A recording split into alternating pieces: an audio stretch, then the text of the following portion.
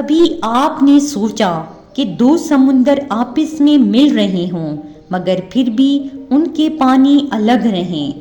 ایسا منظر حقیقت میں موجود ہے، جہاں نیلا سمندر اپنے اندر نمکین پانی کو لیے ہوئے ہے اور اس کے ساتھ ہی دوسرا سمندر جس کا پانی نسبتاً میٹھا ہے، لیکن دونوں کے درمیان ایک اندیکھے پردے جیسی رکاوٹ ہے جسے نہ انسانی آنکھ دیکھ سکتی ہے نہ عام عقل سمجھ سکتی ہے۔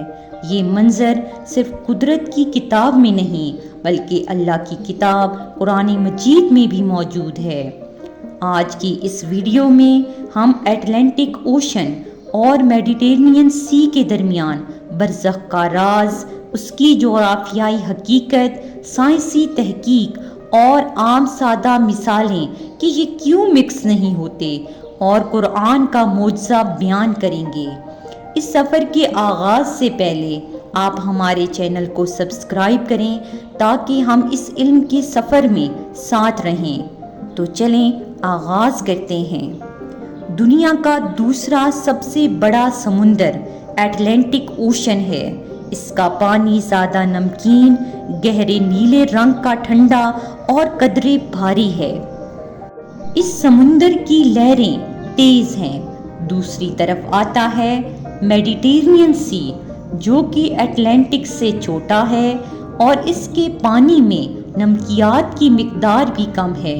میڈیٹرینین کا پانی نسبتاً ہلکا اور گرم ہوتا ہے، رنگ میں تھوڑا مختلف، ہلکا نیلا یا سبزی مائل۔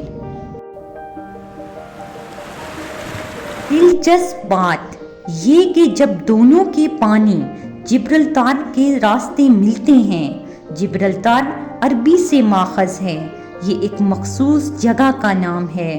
اس کا اصل نام جبل طارق ہے، جس کا مطلب ہے طارق کا پہاڑ۔ یہ نام ایک مشہور مسلم فاتح طارق بن زیاد کے نام پر رکھا گیا، جنہوں نے 711 عیسوی میں اسپین فتح کرنے کے لیے اسی راستے سے گزر کیا تھا۔ وقت کے ساتھ جبل طارق یورپی زبانوں میں بدل کر جبرلتار کہلایا۔ یہ وہ جگہ ہے جہاں اٹلانٹک اوشن اور میڈیٹرینین سی آپس میں ملتے ہیں۔ اس جگہ کو اسٹریٹ آف جبرلتار کہتے ہیں۔ اب سوال اٹھتا ہے، یہ دونوں مکس کیوں نہیں ہوتے؟ سائنسدانوں کے مطابق اس کی سب سے بڑی وجہ ڈینسٹی، کثافت ہے، یعنی پانی کا وزن اور اس کے اندر موجود نمکیات اور درجہ حرارت۔ اٹلانٹک اوشن کا پانی زیادہ نمکین، زیادہ بھاری اور ٹھنڈا ہوتا ہے، جبکہ میڈیٹرینین سی کا پانی کم نمکین، ہلکا اور گرم ہوتا ہے۔ جب دونوں پانی ایک دوسرے سے ٹکراتے ہیں تو ان کے درمیان قدرتی طور پر ایک انویزیبل بیریئر، ایک نظر نہ آنے والی دیوار جیسی رکاوٹ بن جاتی ہے۔ یہ انویزیبل بیریئر صرف پانیوں کو الگ نہیں رکھتا بلکہ ایک خاص حد بندی قائم کرتا ہے، جیسے کہ دو ملکوں کی سرحد ہو لیکن بغیر کسی نظر آنے والی لکیر کے۔ سائنس اسے ہیلوکلائن اور تھرموکلائن کہتی ہے، مطلب پانی کی لیئرز کے درمیان نمکیات اور درجہ حرارت کا فرق انہیں ایک دوسرے سے الگ رکھتا ہے۔ اس کی چند مثالیں ہم اپنی روزمرہ زندگی سے لیتے ہیں، جیسے اگر آپ ایک گلاس میں شہد ڈالیں اور اس کے اوپر آہستہ سے پانی ڈالیں تو دونوں تہیں الگ رہتی ہیں کیونکہ دونوں کی ڈینسٹی الگ ہے۔ آپ نے اکثر دیکھا ہوگا کہ جب کسی چیز میں تیل اور پانی ڈالیں تو تیل پانی کے اوپر تیرتا رہتا ہے، یہ ایک دوسرے میں مکس نہیں ہوتے۔ بالکل یہی حال ان سمندروں کا ہے، مگر یہاں فرق نمکیات، درجہ حرارت اور وزن کا ہوتا ہے۔ لیکن ایک بات یاد رہے، اٹلانٹک اوشن اور میڈیٹرینین سی کا ملاپ ایک ہی جگہ پر مستقل نہیں ہوتا۔ دونوں سمندر اسٹریٹ آف جبرلٹر کے راستے ملتے ہیں، مگر پانی کا بہاؤ کرنٹس، موسم اور ہواؤں کے اثر سے پانی کبھی آگے کبھی پیچھے جاتا ہے۔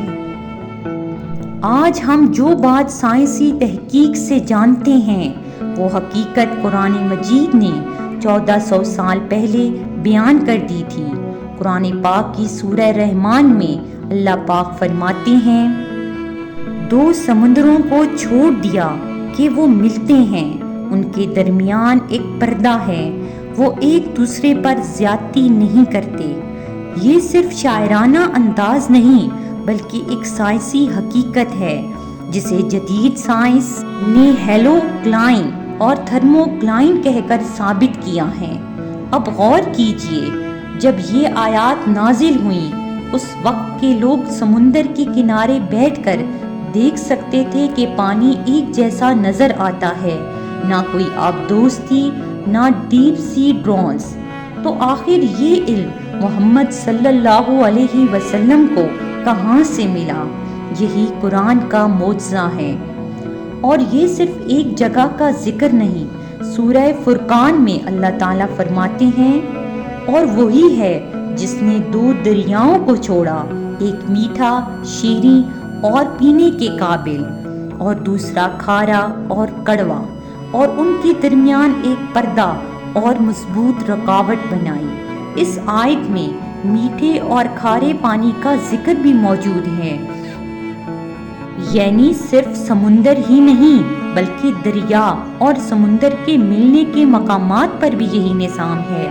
مثال کے طور پر ایمیزون ریور جب اٹلانٹک اوشن میں جا کر گرتا ہے تو مختلف جگہوں پر فریش اور سالٹ واٹر کا ملاپ ہوتا ہے، تو آپ جہاز سے دیکھ سکتے ہیں یہ دونوں نہیں ملتے۔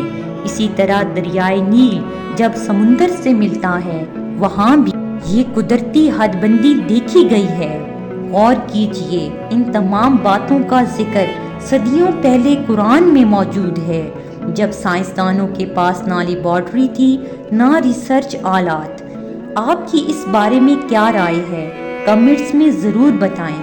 کیا آپ ایسی حقیقتوں میں دلچسپی رکھتے ہیں؟ کمنٹس میں لکھیں #قرآن اینڈ سائنس، تاکہ ہم آپ کے لیے ایسی اور بہت سی حقیقتیں لائیں جہاں قرآن اور سائنس ایک پیج پر ہیں۔